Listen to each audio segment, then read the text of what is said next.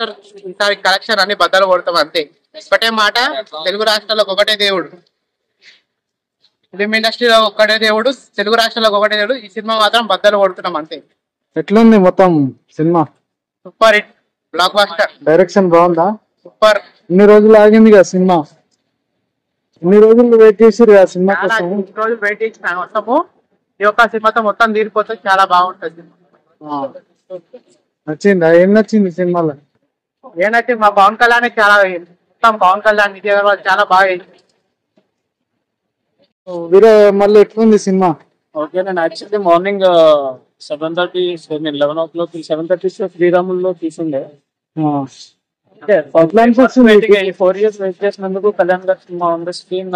మనకి కొన్ని dull moments ఉంటాయి, లైక్ విఎఫ్ఎక్స్ షార్ట్స్ అవి సెకండ్ హాఫ్ లో, బట్ మనకి తెలియని చాలా విషయాలు ఉన్నాయి.